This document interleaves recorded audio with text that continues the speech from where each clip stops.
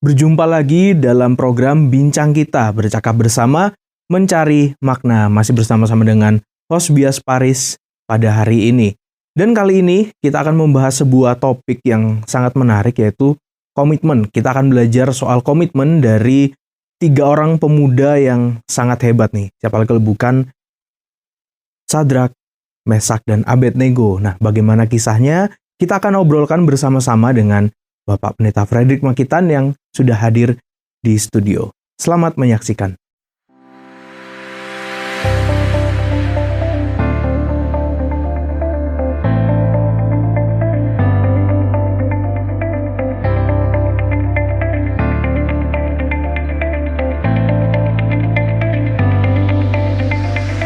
Baik, berjumpa lagi dalam program Bincang Kita, dan kali ini di studio sudah hadir Bapak Frederick Makitan. Bagaimana kabarnya, Pak? Ya, baik. Sebagaimana biasa, so far so good. So far so good, puji Tuhan. Ya, dan kita kali ini diberi kesempatan lagi untuk berbincang lagi, Pak. Ya. Dan perbincangan kali ini cukup menarik nih. Kita ambil tema soal komitmen. Nah, ngomong-ngomong soal komitmen ini, Pak, kira-kira apa sih, Pak, yang dimaksud dengan komitmen dan kira-kira pentingnya itu apa bagi kehidupan kita? Iya. Komitmen. Ya, kata yang enak, yang paling disukai ya. Iya, betul. Siapa saja ya di dalam hubungan antar manusia. Iya. Atau dalam hubungan apa saja. Nah, mungkin semua orang pada tahulah apa itu komitmen ya. Ya. Tetapi barangkali pertanyaan ini mungkin saya terpancing untuk menjelaskan langsung kepada soal sifatnya. Sifat dari komitmen itu, Pak? Komitmen itu ya. Jadi mungkin dalam bahasa Inggris kalau orang sering sebut committed ya. Committed. Jadi artinya kita berkomitmen. Ya, kita memiliki komitmen. Ya.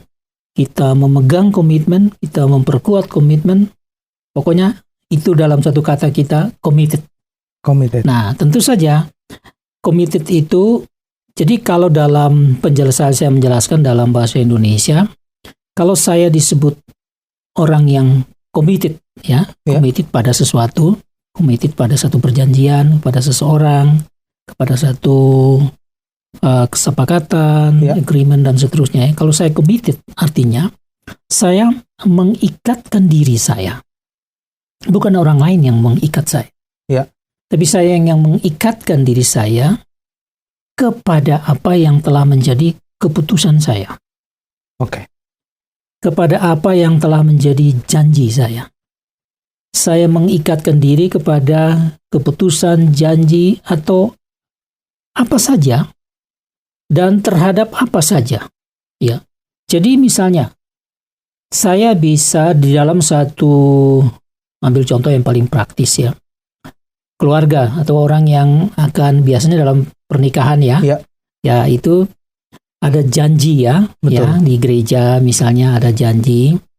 Itu sang suami atau istri yang baru ini masing-masing committed, artinya mengikatkan diri pada apa yang telah disebutkan sebagai janji. Baik terhadap Tuhan, baik terhadap jemaat, dan juga terhadap pasangannya. Dan bahkan terhadap diri sendiri. Jadi saya berjanji pada diri saya juga bahwa saya akan committed sampai kapanpun, kecuali apa itu maut yang memisahkan. Nah, seperti itu. Artinya saya mengikatkan diri pada seseorang yang telah saya pilih menjadi suami saya atau istri saya. Saya mengikatkan diri kepada satu janji. Janji ini akan saya laksanakan selama hidup saya. Saya mengikatkan diri pada tanggung jawab saya. Nanti saya sebagai suami atau saya sebagai istri. Saya mengikatkan diri kepada tanggung jawab sebagai ayah nantinya. Atau ibu nantinya. Saya mengikatkan diri kepada segala hal yang nanti akan menjadi tanggung jawab saya dalam seluruh perjalanan keluarga yang baru ini. Atau sampai maut memisahkan. Itu kan di dalam, kalau saya ambil contoh itu. Kalau di dalam satu ikatan perjanjian kerjasama misalnya ya, ada semacam partnership agreement kalau sudah ada partnership agreement, persetujuan untuk berpartner, untuk bermitra kerja, maka saya mengikatkan diri kepada seluruh poin-poin yang telah saya sepakati. Saya buat apa? Saya punya hak apa dan saya punya tanggung jawab apa? Jadi saya mengikatkan diri ke situ. Ya, kalau misalnya saya mengikatkan diri, kalau kita bayangkan itu ya saya tidak mau lari. Bukan karena orang lain memaksa saya untuk menghindar, tapi saya sendiri tidak mau menghindar. Karena saya sudah mengikatkan diri. Nah, ini saya menggunakan bahasa ini dengan sifat-sifat komitmen ini untuk menjelaskan daripada definisi yang terlalu banyak ya. Betul. Ya. Nah, bagi saya ya itu mungkin sudah cukup untuk menjelaskan apa itu komitmen. Ya. Nah, komitmen ini ada di dalam segala hal ya. Jadi misalnya dalam relasi, dalam hubungan dua orang, atau di dalam satu kelompok ya, kecil maupun besar, dalam sebuah organisasi, dalam sebuah perusahaan, di mana organisasi itu perusahaan itu saya sudah memilih. Saya sendiri yang memilih. Untuk tidak ada orang memaksakan saya untuk memilih organisasi ini menjadi tempat saya melayani. Melayani masyarakat, melayani Tuhan, melayani siapa saja ya. Saya sudah mengikatkan diri. Jadi berarti saya akan mengikatkan diri juga dalam hal ketaatan kepada aturan. Ya. Mengikatkan diri untuk mencapai yang terbaik di dalam produk-produk saya. Supaya ini akan membahagiakan lembaga ini, yang berarti membahagiakan semua orang yang di dalamnya. Atau lagi kalau dalam lembaga Kristen membahagiakan Tuhan. Ya. Nah, itu dalam organisasi. Dalam organisasi apa aja? Persepak bolaan, organisasi naik sepeda, ya, betul. Atau apa namanya ya, sepedaan, macam-macam. Ya kita komit, artinya bahwa kita sudah membuat komitmen dan kita komit, artinya kita mengikatkan diri ke situ. Ya, saya kira begitu saja kalau mau sederhananya. Ya, berarti kalau ditanyakan penting atau tidak berarti sangat penting ya Pak ya? Nah itu satu pertanyaan yang tadi saya belum jawab ya. Jadi kenapa komitmen itu perlu, penting, ya? Kenapa manfaatnya komitmen itu? Kalau tidak ada komitmen, maka kita itu sebutnya ngambang. Mengambang, oke. Ngambang. Ini berarti kita sebenarnya tidak memberi satu jaminan di dalam keterikatan itu, di dalam perjanjian itu, di dalam kesepakatan itu. Kita tidak mau memberi jaminan bahwa saya akan bertanggung jawab. Jadi, dengan komitmen, maka saya menjamin diri saya akan melaksanakan apa yang sudah kita sepakati bersama. Nah, kalau tidak ada komitmen, ya misalnya dalam perjanjian kerja kan ada butir-butir itu dan harus tanda tangan bersama. Jadi kalau tidak ada itu, seenaknya. Betul. Ya, bayangkan kalau seenaknya saya berkomitmen dalam satu kesepakatan dengan sebuah organisasi ya. Saya lakukan tugas ini, dia bayar itu. Nah, oke ya. Saya komit melakukannya, tapi organisasi itu tidak komit untuk bayar saya. Oke. Atau sebaliknya, organisasi itu komit membayar saya tiap bulan tidak pernah kurang, tapi saya tidak komit, saya lari-lari, kerjakan separuh-separuh, dan tidak sungguh melakukan yang terbaik. Apa yang terjadi? Jadi di situ kita sudah melihat bahwa pentingnya komitmen itu. Tapi komitmen yang terpenting itu untuk kalau kita mau berbicara soal manfaat atau pentingnya komitmen, lebih kepada soal komitmen dipandang dari segi moralitas. Moralitas. Iya. Lebih baik daripada hanya sekadar menandatangani satu pernyataan. Ya. Karena itu berhubungan dengan hukum nanti. Ya. Tetapi hati ini ya, kalau hati ini sendiri tidak komit, ya walaupun sudah tanda tangan, juga akan terjadi bisa saja penyimpangan. Betul. Ya. Jadi kalau ditanya pentingnya komitmen, itu berarti dia penting sekali karena kita mau menjadikan kita ini orang yang dapat dipercaya, punya kredibilitas. Dia membuat kita menjadi orang yang dapat dilihat sebagai orang yang punya integritas, ya.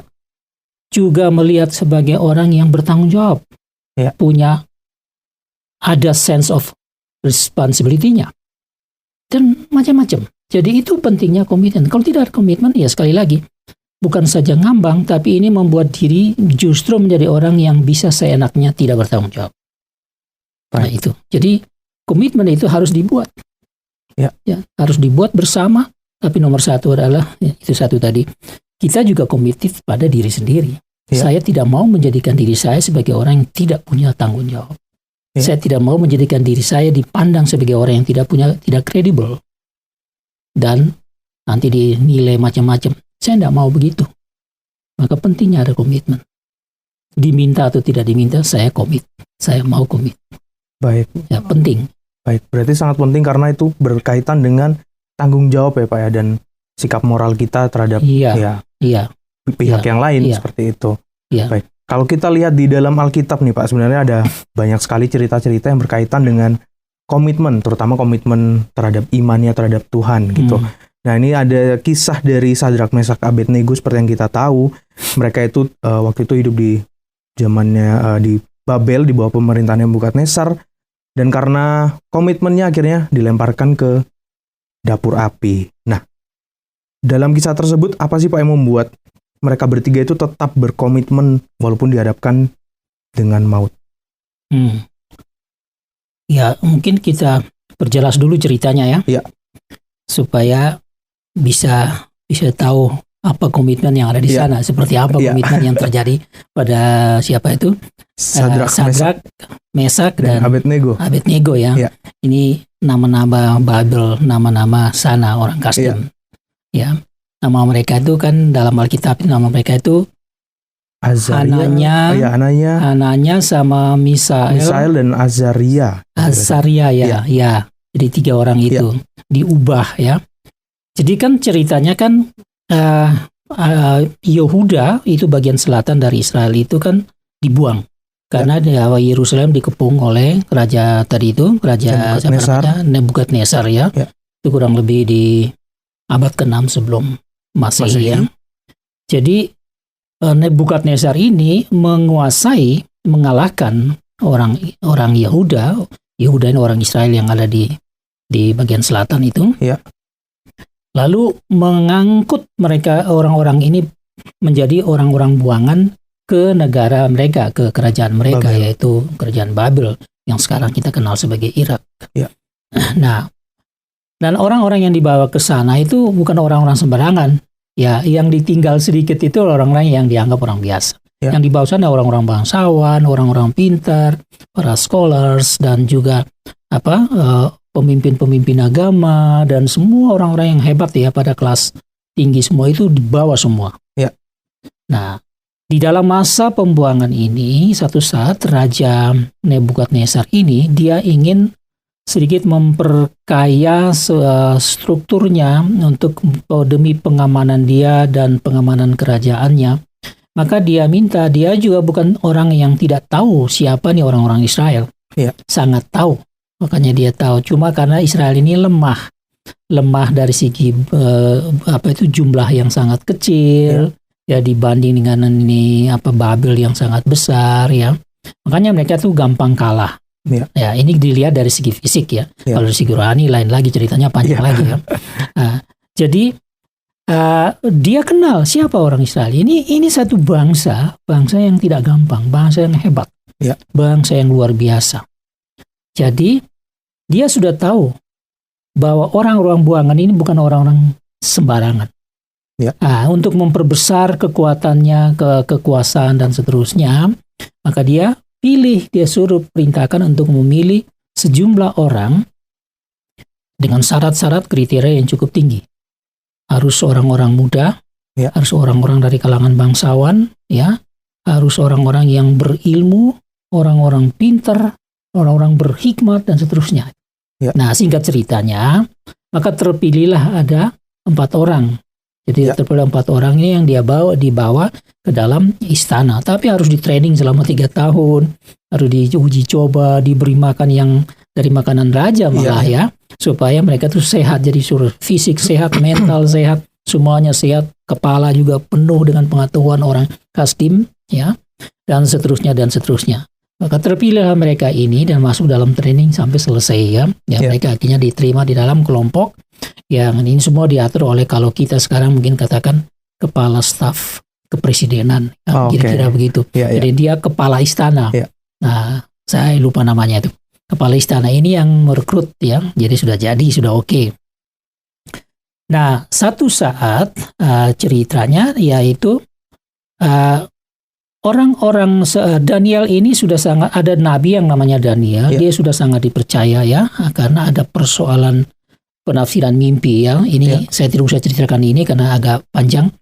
Kemudian oleh karena Daniel ini sudah diterima menjadi seorang yang memang diberikan kekuasaan juga, dia sudah sama seperti Perdana Menteri di seluruh Babel, bayangkan itu. Nah, atas permohonan Daniel ini, maka masuklah tiga orang yang lain ini, Sadrak, Mesak, Yakub ini menjadi pembesar-pembesar juga. Mereka seperti gubernur-gubernur di wilayah-wilayah yang lain dan seterusnya. Nah, suatu saat Raja Nebukadnezar ini membuat satu patung emas, dan ini dia minta supaya dia panggil semua pembesar dari mana saja dalam bidang apa saja, datang semua ke sana, ke istana, untuk menyembah patung itu sebagai satu peresmian ya, dalam acara peresmian. Nah, pada waktu itu ya ada musik dan segala macam. Kalau itu sudah berbunyi, maka semua orang harus tunduk dan sujud. Nah, semua tunduk dan sujud kecuali tiga orang ini. Daniel tidak ada di situ, dia tidak termasuk di situ, karena dia di istana. Nah, tiga orang ini, Sadrak, Mesak, sama Abednego ini, ternyata mereka tidak tunduk menyembah. Nah, dilaporinlah oleh orang-orang Kasdim yang lain. Ini ada tiga orang ini tidak, karena mereka memang tidak suka lihat orang Yahudi kan, karena orang Yahudi sudah jadi pembesar, jengkel lah mereka, cemburu ya. Jadi dapat kesempatan ini. Nah, akhirnya raja masih berbaik hati. Oke, kalau ulang. Jadi mereka dipanggil, kenapa kamu tidak? Ini sekarang disuruh sekali lagi khusus untuk keselamatan kalian. Kalau tidak, kalian akan dicincang, ya akan dibunuh semua. Itu sudah wajib itu, sudah titah itu. Ternyata yang kedua kali diberi kesempatan, mereka juga tidak tunduk. Nah, karena mereka tidak tunduk ini, maka hukumannya adalah mereka akan masuk dalam perapian itu. Ya, jadi dicincang itu peristiwa yang lain. Tapi ini dalam peristiwa ini perapian. Jadi masuk dibakar ya di dalam perapian itu. Nah, akhirnya tiga orang ini masuk. Nah, tapi yang menjadi persoalan, yang menjadi cerita adalah mereka siap. Mereka siap untuk tidak mau tunduk. Nah, mereka hanya mau menyembah Allah mereka, Allah Israel. Mereka tidak mau menyembah Allah. Ini komitmennya di sini. Nah, karena itu mereka harus dapat hukuman itu. Nah, masuk dalam perapian, ternyata Tuhan membela mereka. Ada cerita bagaimana sampai Tuhan membela mereka. Tapi kalau saya ceritakan ini nanti lebih panjang lagi ya. Jadi ceritanya memang bagus sekali. Tapi kalau kita mau mengerti seluruhnya, kita bisa mengerti apa itu komitmen itu dalam proses. Nah, jadi kalau pertanyaannya tadi melakukan apa yang bisa kita pelajari dari kisah yang kita pelajari Kalau yang kita pelajari dari kisah ini ya, dalam hubungan dengan komitmen. Nah, sekarang ini juga harus sedikit panjang. Artinya begini, Israel ini, mereka ini orang-orang yang terpilih yang sudah ada di istana menjadi pembesar ini, katakanlah 4 orang, Daniel, Sadrak, Mesak, dan Abednego ini. Mereka kan baru saja menjadi orang sedang baru beberapa tahun dalam pembuangan ini kan. Mereka punya pengalaman bagaimana, kenapa sampai mereka itu Yerusalem itu dikepung dan seterusnya, dan mereka menjadi orang-orang buangan. Karena mereka tahu itu. Sebagai orang Israel, mereka tahu, mereka percaya kepada Allah mereka. Tapi kenapa sampai terjadi begitu? Mestinya tidak. Karena mereka sangat beriman kepada Allah. Nah, tapi mereka tahu persoalannya karena mereka tidak setia kepada Allah dalam menyembah Allah. Mereka berkompromi dengan bangsa-bangsa yang lain dengan tujuan untuk mau melawan bangsa-bangsa seperti ini, seperti Babel ini. Ternyata kalah kan? Mereka waktu itu sedikit bersekongkol dengan Mesir kalau nggak salah pada waktu itu. Ternyata Allah tidak mau. Jadi Allah menghukum mereka dengan cara itu. Jadi mereka tahu ini karena dosa mereka, yaitu dosa yang berkompromi dengan kuasa-kuasa lain yang Allah mereka, Yahweh, tidak mau. Nah, mereka sudah tahu. Karena pengalaman ini membuat mereka merasa yakin bahwa kalau begini dan kita taat kepada Allah yang lain, apalagi akibatnya. Mereka sudah tahu itu. Jadi inilah sikap mereka, harus begitu. Ya, menurut saya itu kalau kita melihat dari cerita ini. Jadi itulah yang mereka harus lihat. Jadi komitmen ini tidak lahir begitu saja. Tapi Betul. komitmen ini melalui sebuah pengalaman Proses, yang ya. mereka sudah tahu. Jadi mereka sudah tahu bahwa Allah yang sama ini tetap ada dan pasti akan hukum mereka lagi jikalau mereka sama seperti ini yang mengakibatkan satu bangsa bisa dibuang semacam begitu. Ya. Nah, ini kan ada banyak orang ini, yang banyak orang Israel yang ada di Babel, ini bukan cuma mereka sendiri. Betul. Nah, ini mau mengalami nasib apa lagi? Sudah syukur mereka bisa terpilih menjadi pembesar-pembesar. Ya. Itu berarti mereka sudah punya kuasa yang besar. Dan mereka tetap bisa memelihara peradaban mereka sebagai orang Yahudi, Ya. iman mereka. Mereka bebas. Dan luar biasa itu. Ya, menurut saya itu. Jadi komitmen itu dibangun karena sebuah proses ya Pak. Ya, Proses yang panjang, Ya. akhirnya mereka bisa benar-benar teguh Ya, megang komitmen. ya. Seperti itu. Nah, Ya. berbicara soal komitmen dan cerita dari Sadrak, Mesak, Abednego tadi, itu membuat saya ingin bertanya nih Pak. Ketika kita dihadapkan dengan masalah atau dihadapkan dengan tantangan, seringkali komitmen kita pastinya diuji. Nah, mungkin seperti kisah ketiga orang tadi. Nah, bagaimana Pak kita bisa bertahan dalam konteks kehidupan kita saat ini, tentu saja bertahan dengan komitmen kita ketika kita dihadapkan dengan hal-hal yang tidak kita inginkan. Ya, kalau ini dijawab untuk sebuah kasus atau konteks tertentu mungkin Ya. sedikit lebih mudah. Ya. Tetapi kalau ini dijawab untuk umum, Ya. secara umum, ya kan kalau kita misalnya menjawab dalam konteks pernikahan, Iya, ya itu lebih mudah kita jawab betul, toh. betul. Dalam konteks seseorang bekerja dalam sebuah organisasi, Ya. lebih mudah, lebih Ya. jelas, lebih clear, lebih Ya. konkret ya. Tapi kalau ini secara umum, ya saya mau tidak mau menyambung lagi apa pertanyaan yang pertama tadi, Ya. yang sebelumnya tadi ya. Ya. Jadi tadi kalau kita melihat bahwa ada pengalaman yang membuat kita mempertahankan komitmen, kan ini pertanyaan ini agak sulit. Ya. Bagaimana kita mempertahankan komitmen itu meskipun kita harus berhadapan atau hidup dalam tantangan? Ya. Bagaimana mempertahankan? Jadi kalau kita kembali belajar kepada untuk pengertian umum, kita kembali saja kepada cerita tadi. Ya. Mereka punya komitmen untuk menyembah Allah, tidak ada yang lain. Nah, Ya. bagaimana mempertahankan itu? Nah, bagaimana mempertahankan itu? Kalau kita lihat dalam cerita tadi ya, sebetulnya mau tidak mau saya sentuh cerita sebelumnya. Iya, enggak apa-apa. Cerita sebelumnya adalah satu saat Nebukadnezar ini bermimpi. Oke. Nah, dia bermimpi dan dia gelisah takut dengan mimpi ini. Ya. Yang aneh, ini memang raja yang aneh. Ya. Dia panggil semua para ahli ilmu yang tinggi-tinggi itu semua yang ada di Kasdim datang. Itu kan kelompok yang semua berada di bawah pengawasan itu tadi, kepala istana itu tadi. Ya. Nah, dia panggil raja nih, panggil semua, suruh kalian harus bisa memberitahu kepada saya apa yang saya mimpi dan Oke. mengartikannya kepada saya. Suruh tebak dulu ya Pak. Jadi suruh Iya. bagaimana dia yang bermimpi, dia tidak beritahu, Iya. lalu orang-orang yang dianggap ahli-ahli, para ahli orang-orang Iya. berhikmat ini harus tahu, ceritakan apa yang dia mimpi, tapi dia tidak mau beritahu. Iya.